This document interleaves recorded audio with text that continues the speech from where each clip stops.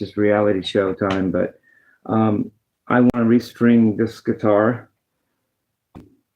But why did I say restring? I'm not just putting strings on it. I'm putting them on upside down, like Jimi Hendrix. I'm putting it on so that if I play it left-handed, it'll be strung left-handed rather than just right-handed upside down. So I've never done this in my life. Set up strings like Jimi Hendrix did. So I'm going to show this process. I'm going to show me putting on the strings. I use Ernie Ball Super Slinkies 9 to 42 gauge strings. And I'm just going to document stringing this thing backwards for you guys. I've never done it. I've strung guitar so many times, but I've never done them this exact way in my life. So I just thought it'd be interesting to go live while I change the strings. I don't know. If it's not, then I apologize. If it is, well, that's cool. So this is my string, all things guitar, you know, like I have a string winder and I have dikes. My dad always called these dikes. I don't know what's behind that, but anyway, so I'm going to turn it in reverse of the way it normally should be, which is exactly what Major Charles Washington said on the Jimi Hendrix documentary. If you watch it from like 1973, they put out a documentary, a very cool movie. Learn a lot from just things people say that they're not trying to teach you anything, and yet it sticks with me, and the next thing you know, they've taught me something. I learned a lot in high school like that, just offhanded comments by my teachers that you could do that in the 80s because it wasn't like everything wasn't filmed and everything wasn't analyzed and surveilled and everything else. Teachers could just say whatever they felt like in class, you know, and sometimes they just said cool stuff and I would say, oh, wow, I didn't know that. And yeah, I learned the material that they taught in the class, but somehow I also learned just from their comments, you know.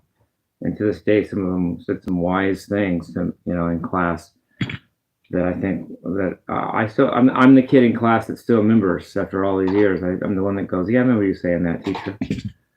You know, interesting, right? One teacher, I tend to say doctor when I talk about teachers because I'm used to college where everybody's a professor and everyone's a PhD. But Mr. Wheeler was my high school driver's ed teacher. I'm saying you'll see what I'm doing. And he just offhanded, just in the middle of class, you know, just random comment, just said, you know, drugs will take away your desire for sex. And I thought, holy mackerel, I guess I'm not doing those, LOL. LOL wasn't a saying back then, so I don't think I really literally thought LOL, but that's what I was, in today's terms, that's what I was thinking. I thought, holy crap, I'm not doing that. I mean, talk about a way to get a kid not to do drugs, you know. Plus, I had a good brain and I didn't really want to ruin my brain. Plus, I had a Navy SEAL dad who would have put me through walls after walls after walls if I even brought a beer home, much less drugs. So there's lots of other issues that added to me not doing. Oh gosh, I got the sound on again. That means people control me. Not control me, but control me. Turn the sound off on this. Sorry guys for the interruption here. Okay, mute. Yeah.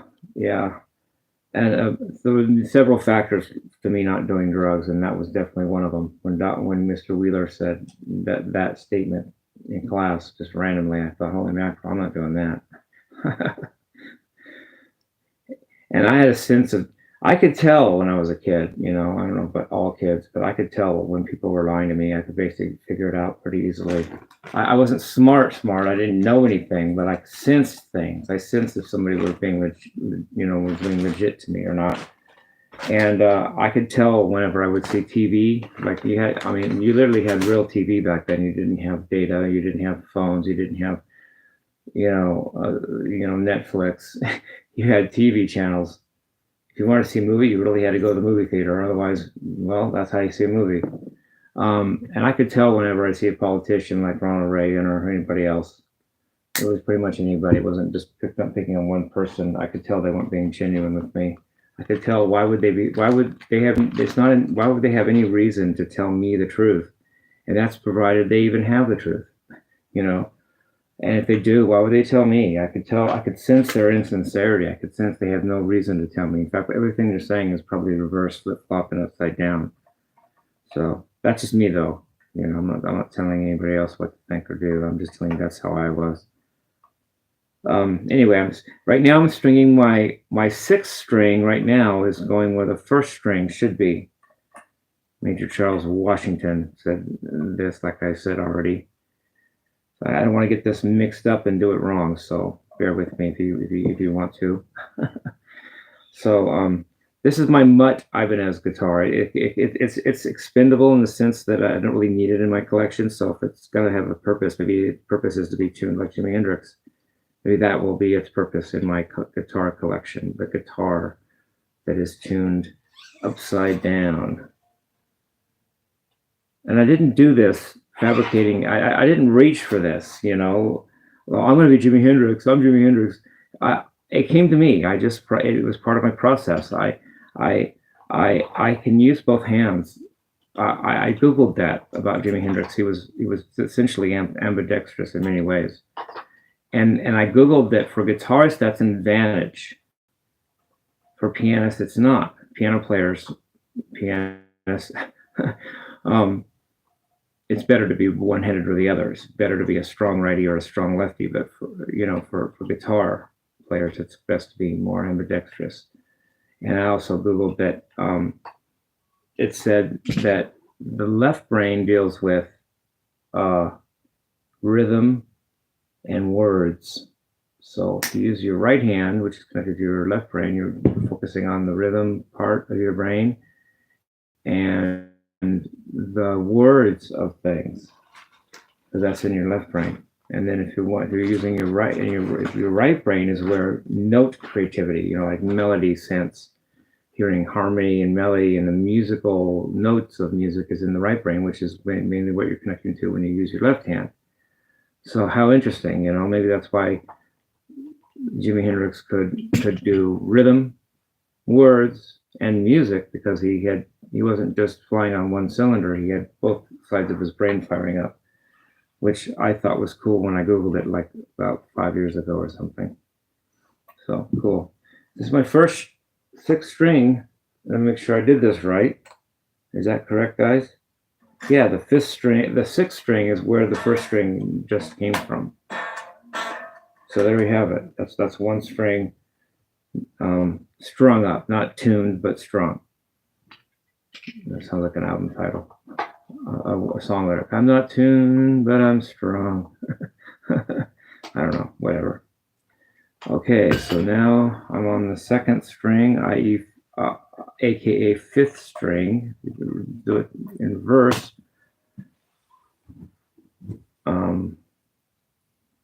I've never done this in my life. It wasn't something I thought I'm going to be Jimmie. Like I just said, I'm not reaching for something here. It just came to me. And sometimes when I'm eating like a cold milkshake or something, or not milkshake, but sundae, ice cream sundae, I'll just trick myself. Was I supposed to eat sundaes? One hand will get cold, and I'll switch hands, and then I'll be spooning with the other hand. And then that hand gets cold holding it, and then I'll switch hands again. Next thing you know, I can eat with either hand. I can look like I'm left-handed or look like I'm right-handed very easily without much effort. I can do this with my left hand because of the guitar. I can take my fingers and just cross them both without any extra aid, because of my left hand fingering. With this hand, it's harder to do that. I don't finger as much with my right hand. See how I can do one, but I can't do the other one simultaneously. It's not as dexterous, Maybe as I learn how to play left-handed a little bit better, I'll be able to do that with this hand too, And then I can really be cool, because I can switch all four without any effort from either one of them, Across 4 sets of fingers without any outside effort. Assistance. Okay, so now on my fifth string. So I don't know. I'm sorry this is boring to anybody. I'm just stringing up my guitar. Anyway. So yeah, I'm just going to talk about my life and everything right now while I'm stringing. I I'm really excited about Warren DeMartini and I are going to have dinner on tomorrow because this is Wednesday, so Thursday's tomorrow. We're going to have dinner tomorrow, one-on-one, just me and him. I'll film it if it's okay with him. If not, I don't. Whatever. It's not a photo op. It's having dinner with Warren DeMartini. But if he's cool with him, I'd like to film it for you guys so you guys can see how it goes. But if that's up to him. If he doesn't want me to do that, fine. I'll just put my phone in the garage.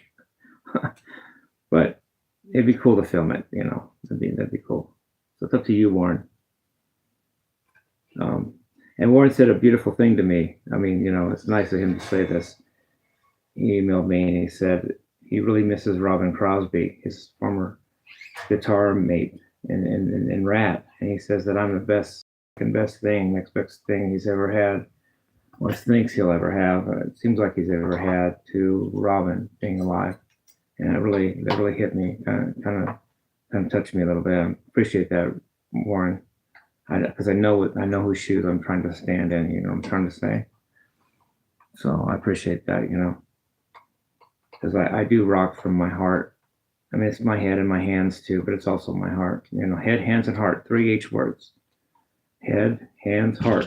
You gotta have to kind of have all three. If you're missing one of them, it'll show pretty instantly. That's a rhyme.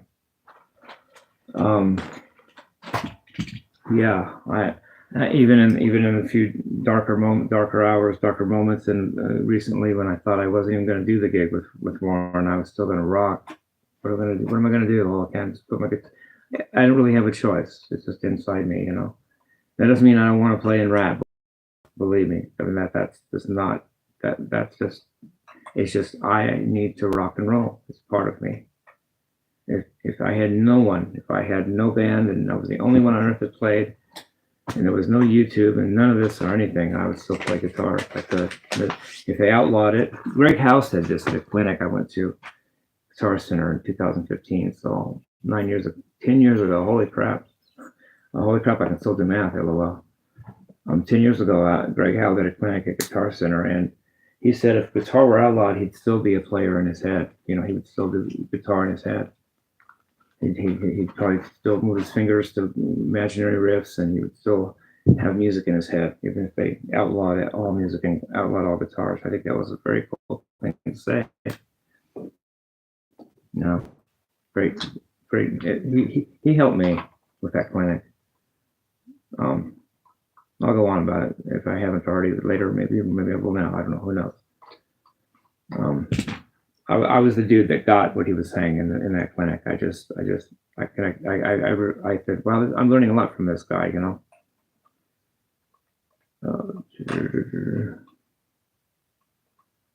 So I've been working on my theory, and a lot of it is in your. Speaking of what Greg Howe said, a lot of theory.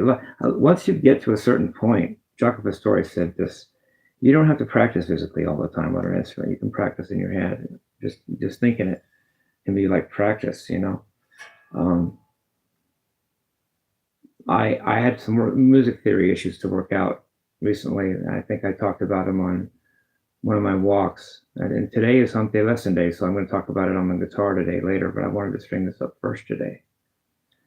I worked out the issue of my favorite and the great turnaround in blues that I've heard so many times, but never, ever explained it, especially in any detail. And I had to learn it on my own. I had to figure it out and analyze it, and I got it all down between last night and today on my walk, or yesterday and last night, which was then Monday night. Wow. Lately, in other words, several hours of head work, just hammering it out, and I figured it all out, not about that turnaround, The turnaround is what happens in the last 2 bars of a 12-bar blues progression. It's basically the 1-5 instead of the 5-1 like you would think. You change it around. Let me make sure that's true. 5. Yeah. Bar 9 is 5 chord. Bar 10 is 4 chord. Bar 11 is 1 chord. Bar 12 is 5 chord. 5, 4, 1, 5. And that last 1-5, the last two bars 11 and 12, the blues progression, where a lot of the nice, funny, cool things happen in blues music. And you really want to analyze and you really want to get your hands dirty with it. Just analyze turnarounds. Make sure you know where they come from and what notes you're playing and why and how they relate to the melodies, leads. You just learn it all. And you're not going to find it in a book because either nobody knows or nobody's talking. LOL. But that just means that it's there in my book. And whether they don't know it, it's there, or they're not talking about it and it's there, it sounds to me like something to be learned in that direction. So I like to analyze blues turnarounds for harmony, knowledge, practice, Anyway. And I did it. I got some good work done, and I'll show you. I'll teach it in Hump Day Lesson Day, which is coming up after this, assuming that the world is still here. All right, and assuming that I'm also still here. Okay, there's this fourth string. If you look at it that way, third string. If you don't, that's weird because I got all wound strings on right now. No plain or unwound strings on this guitar right now. Okay. Yeah, I'm looking forward to the weekend of 4th of July and jamming with Rat. I have a interesting thought about jamming with Rat. First of all, I think it's going to be fun. Second of all, I think we're going to learn a lot. Third of all, I think we're going to entertain people. I think we're going to rock people. And I think all those three at the same time, But one thing I think is that I feel like I'll be of use in Rat, even if I don't know any of the songs, which I'm not saying I don't, but even if I don't, there's several variables that come into play. First of all, I can learn as I go. Second of all, Warren's there to play what the rhythm parts that I may not know. And third of all, I can just solo at the drop of a dime anyway. Like I know music. I know rock and roll enough that if there's a song going on that I don't really know, Warren can handle the rhythm, and then I can do little fills. And then if it's solo time, I can just jam out a solo. It's funny how that works to me. To me, it's funny. Like when I go to play Beautiful Girls by Van Halen, let's say, on acoustic, it's not just I know how to play Beautiful Girls, I'm ready. It's I've familiarized myself with music, and in particular Eddie Van Halen's style, that I know what kind of notes to play in any song. So when it's time to play Beautiful Girls, I know the stock riffs. I know what sounds good and what doesn't in a rock song. So even if I don't, in this case, I do know Beautiful Girls as far as knowing the song. But if I didn't, or don't know at all, I know enough about rock and roll to make it work better than if I didn't know anything about rock and roll and I was just learning from scratch. You guys see what I'm saying? There's certain idioms and things and licks that we all do in every rock song. It's not like you don't reinvent the wheel every time you pick up a guitar unless you're Alan fucking Holdsworth, right? But if you're not, which I'm not, and probably you're not, you learn how music works, and then when it's time to play any song, you're not totally out of the water, even if you don't even know what the song is, even, especially if it's a rock or if it's in a rock band where you do know how the songs go, and you do know about music and about notes and all that, and you can play guitar and you know the basics. It might even be an advantage I don't know it all, because I'll have an open mind. I'll be able to learn on the moment. Right? Warren will do something and I'll go, hey, I like that. Let me learn. Let me counterpoint that. It's going to be an amazing experience, and I don't think it's because I do or I don't know any Rat songs. I think that's a secondary and not going to be a negative thing involved in the equations, of it. That's what I feel. I know 4/4 time. I know what a backbeat is. I know what rock and roll most keys rock and roll songs are in, and what keys most of them rock and roll songs aren't in. And I know I know the scales and modes and licks and stuff that you play in most rock songs and in whatever key you're in and what you don't play. I think it's going to be fine. In fact, the learning experience will actually probably be interesting for everybody. Even of course me too, because let's get this punk trained. Well, let's do it. There's something to that. Joe Satriani said, the great Joe Satriani said, there's always a place in the world for the way a beginner plays a guitar, because beginners are the ones that are learning, and learning is one of the most exciting things we're here to do on earth, is my feeling. If you're not learning, well, then what are you here? What are you doing here? If you know it all, then time to go on.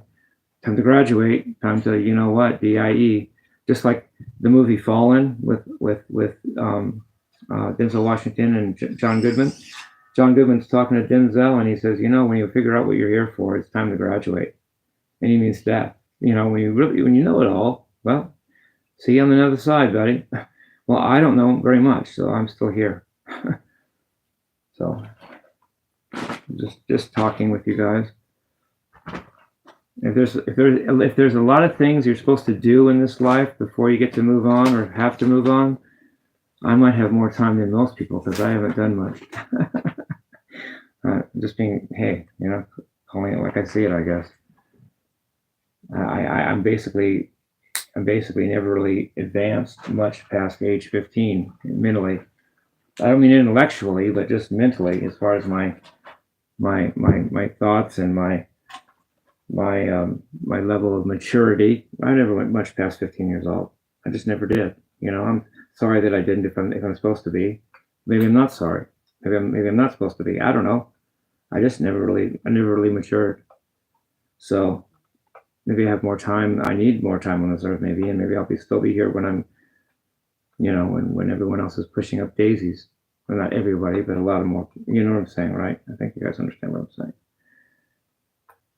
So I'm on the second string, i.e. fifth string, whichever way you look at it right now. So let's do this. Yeah, and I thought and about Rat. I really loved Rat growing up. I'll give you guys some background on Rat and also Dawkins and Rat. I don't have much time left screen here, so I don't know how long of a story I can tell here or should tell. I was a geek in high school. Okay, I realized lately it wasn't just that I couldn't fight, that I didn't fight. It's that I didn't want to hurt anybody. I really didn't have a fighter spirit. I didn't want to fight just because some guy pushes me. I didn't feel like killing him. I just didn't have that in me. And I knew I'd be responsible for whatever I did to hurt him. And that would be on me, and that would be the only one that could carry that. And it kind of scared me because I'm quick, I'm not saying I only know how to hurt or not hurt. If I'm going to fight, well, let's do this. And then whatever I do is on me. And I didn't want that responsibility. Kids were fighting each other and beating each other, and I didn't do that. If a kid went up and pushed me, I just kind of let him. I just stand there and let him hit me. Which made the other kids kind of laugh and make them even want to hit me more sometimes. But this guy named Andy Davidson was my neighbor, and he was a badass. He was like one of the top two best fighters in the whole school. And one day I was new in the area because my dad had just upgraded his life. He had a little bit. He did the Mason thing, and he did the Skunk Works thing with Lockheed Martin. He'd already had the Navy thing, and he sees me walking home, and he comes up to me and he goes, "Hey, dude, do you want me to help you get home? Are you all right? Can you know where you're at? Genuinely helping me." And this is Eddie Davidson, one of the toughest kids in school, helping me at Jimmie Wiseman walking home. And I thought that's a tough kid, because he didn't have to fight me, little old me, for his reputation. He didn't have to do that. If you have to fight me, you're still on the ladder. He didn't need that. He was Eddie fucking Davidson, okay? And he helped me get home, make sure I was all right, make sure I didn't get lost or down the street or anybody picked on me. Well, later in college, I was at Harvey College, and that was still in around my hometown because Harvey College is in Claremont, and Claremont is right like 15 minutes away from where I lived. I'm at home on a weekend or something, and knock knock, this truck comes up in my driveway. It's Eddie Davidson at the door. And I answer the door, and hey, Eddie, how's it going? He goes, how you doing, Jimmy? He says, I hear you're the best guitarist in this town. Want to rock? And he had just bought a drum set. Cool drum set, dude, man, tell you. And we rocked out every Saturday for like a long time. While I was at Harvey College, he'd pick me up at Harvey College, and we'd rock out. Write originals. And one of the things he tossed me were some Dokken and Rat tapes to check out. He said, if you want help with ideas, Jimmy, here's some Dokken and Rat. He gave me Out of the Cellar. He gave me Under Lock and Key, Tooth and Nail, and maybe another Rat album. I don't know. So a couple of Rat cassettes. They were cassettes at that time. CDs hadn't been invented yet. And a couple of Dokken. And I remember listening to the Rat and Dokken and thinking, holy crap, these guys are good, both bands. And I really got into it, If I needed any extra inspiration, he tossed me some Rat and some Dokken. And that's how I grew up with Rat and Dokken. I don't think I wrote on the level of Rat and Dokken, of course. But the fact that he gave me those helped me learn music, It helped inspire me at that point in my life. So that's Rat and Dokken for you, growing up. So let's see.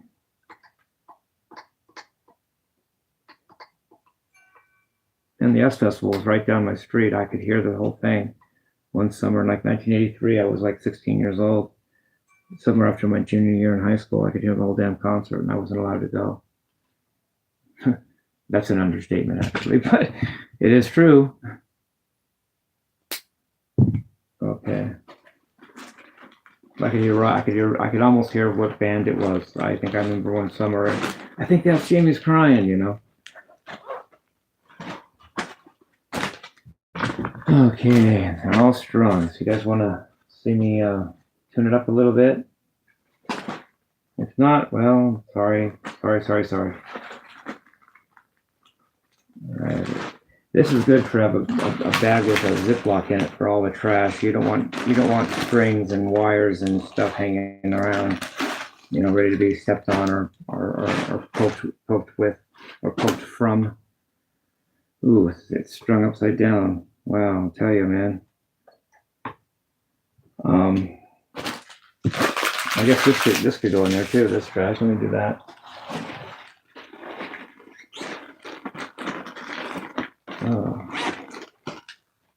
Okay. Now, make sure they're. I'm gonna tune it up a little bit here. Adjust some things that might need to be done. Thanks for joining me if you did. I'm very I'm very transparent. I mean, people think I'm not because I don't toe their line of what they expect me to do, but I basically don't hide. I don't fake things. Okay, now what you do is you use the whammy bar to kind of level the bridge off, and you tune things up roughly. It's not worried about getting in perfect pitch, but you're just tuning the tension on the strings to make it basically work for the thing that you want. So holding the whammy bar level and moving strings here, string. All right. This is strung backwards, left-handed style. So it's a right-handed guitar, it's strung left-handed. Of course, this is the easy part. The hard part is now play the damn thing, Jimmy. All right. Okay, tighten that a little bit. here's a tip: when you tune up, it's good to keep retightening them in the locking bridge because they'll get loose if you're not careful. All right. So now and then I put my dikes back. I don't need those right now. And my string winder, which is cool. I think I played guitar before they made string winders, and though that may not be accurate, but something tells me I've strung a few guitars without a string winder where you had to string it totally by hand. All right. Of course, I'm not plugged in yet. Let's see if I can plug myself in and make some sounds. Oh. Okay.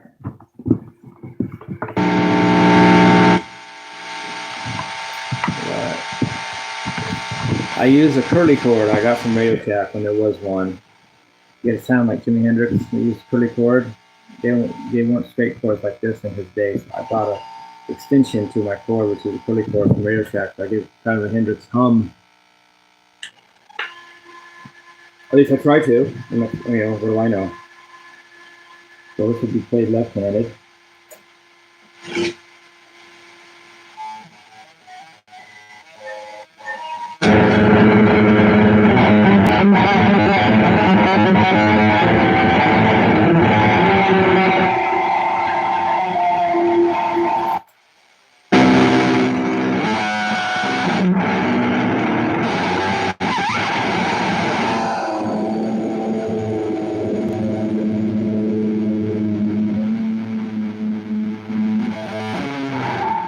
Now when I do to tune, you think this is like Stone Age or something, I'm going to tune to E flat for this.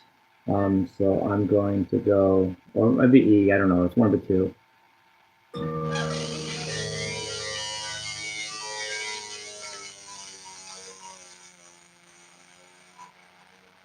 Wait.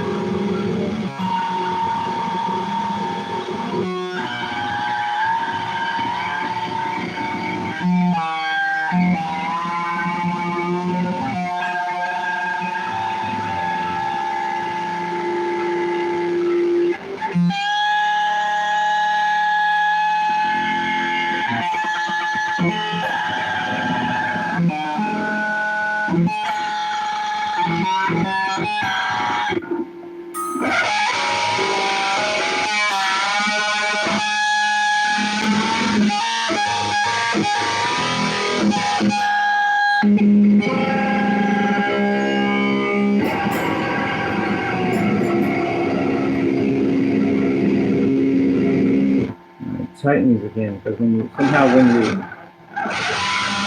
you string them up tighter or looser, it can move them around in the bridge. So I'm tightening the bridge again. It doesn't get loose. See, like they're already a little looser for some reason when you go to tighten them or loosen them. Especially tighten them. You have to re-tighten in the locking bridge sometimes because they get looser.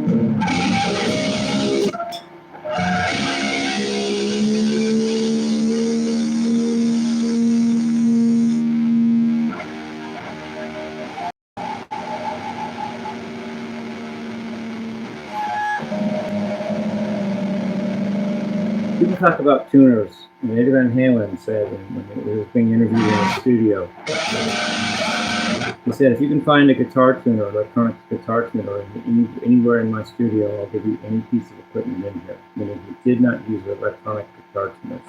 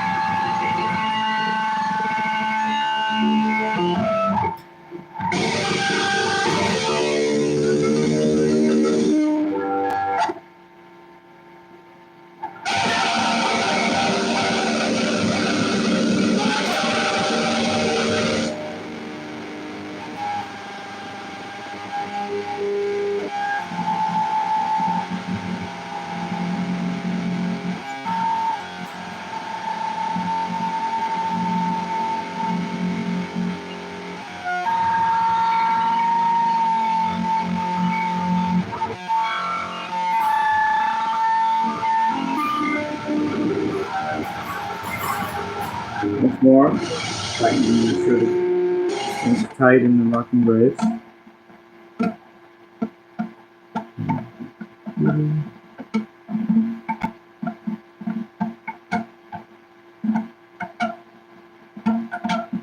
Now, I'm not done yet. I don't think it's that easy yet.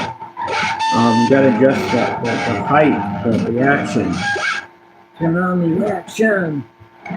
Sometimes it's time for a song with nothing but loud attitude. It's time to turn on the action. Tim to do Don Darkin live. I think it's from Beast from the East, maybe? Maybe I don't know. Okay, now let's see. I'm going to raise it / lower it. Lower that sucker over there. This one, let's lower that one too. Clockwise is lower, counterclockwise is upper. Raise as far as the action. Raising it, lowering.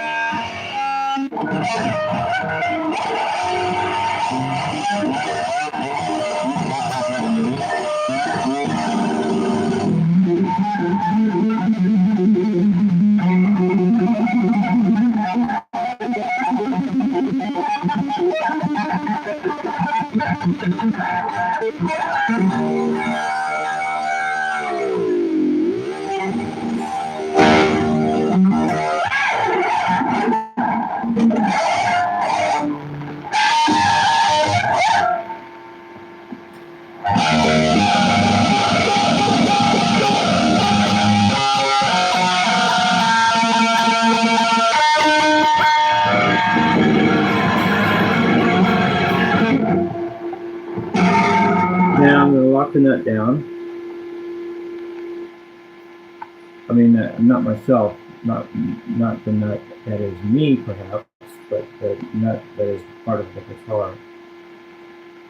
Okay, so locking this up. All right, locking that in place.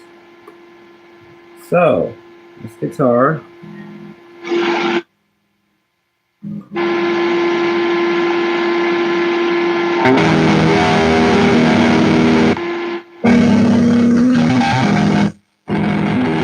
It's two left-handed. Both the right-handed guitar.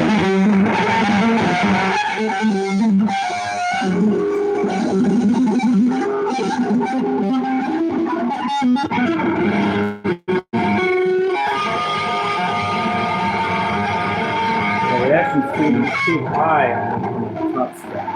I knew that was going to be a problem because the action's different if you change the direction of everything. That means you're going to lay down.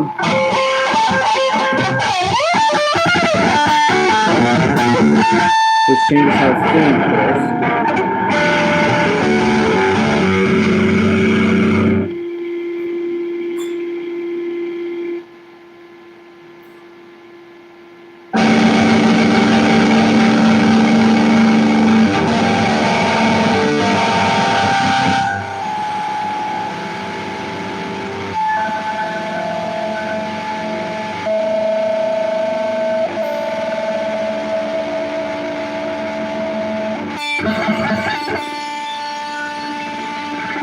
This needs to have it redone so I can not go this way. I'm locking up again. Tune that again.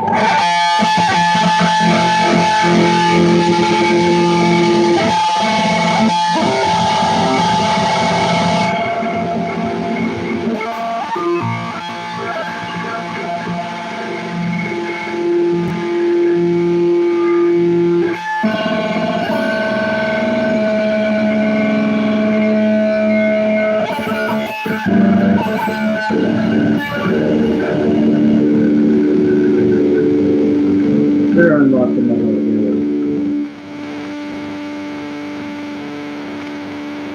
The string's not ready to be. The string's not ready for that fine tuning yet.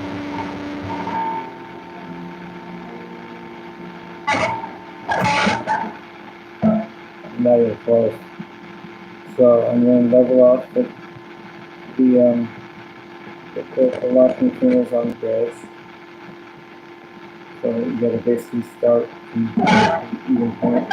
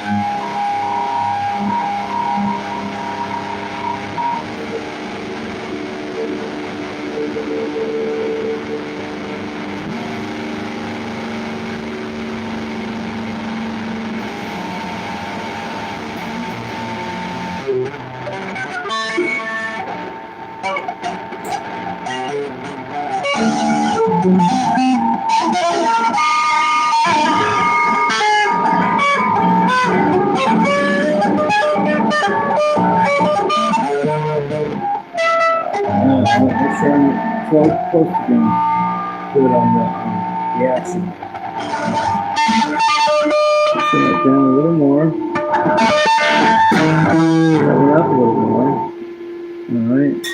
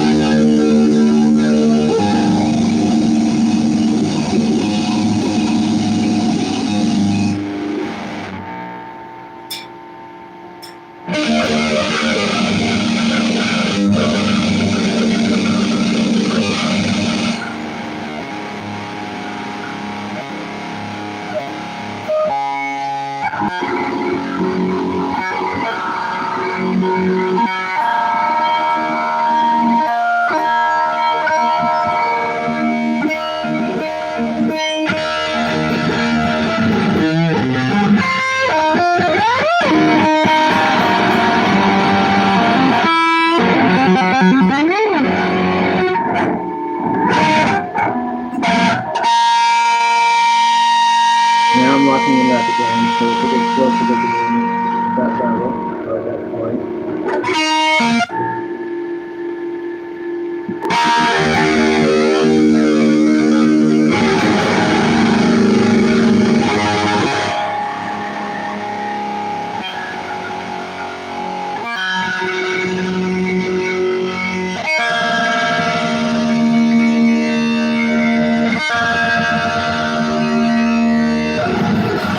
All right, I believe I've strung it.